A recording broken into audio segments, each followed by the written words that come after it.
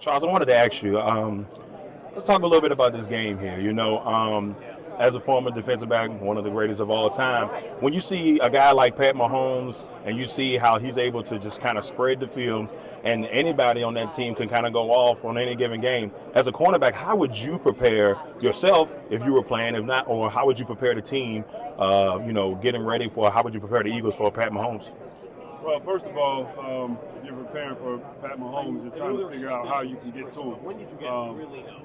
And then the second thing is how you can get him down, because he's not known to be a great runner, but he actually is a great runner, getting outside the pocket, making plays with his feet.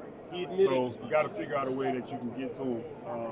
And then in the back end, for me, I would prepare the same way I prepared throughout my career, and that's understanding what they do.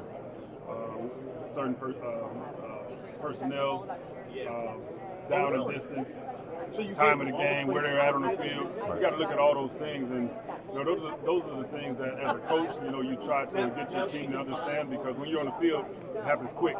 You got to go through a litany of things on the field in order to be comfortable to go out there and make the plays that you need to make. So you got to understand what those guys like to do in certain situations, certain formations, the way they line up. Right.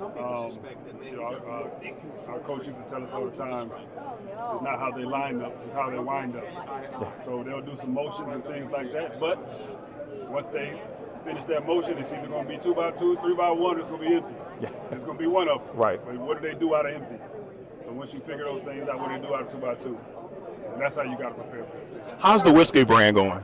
Outstanding. Woodson whiskey is, we're here in Arizona now, so Hey. we'll have a big week and trying to showcase Woodson whiskey, and our next move is to try to get national distribution, so it's going well. I'll just let me know where it is so I can go make sure I can take some back on the plane. Will do. Cheers.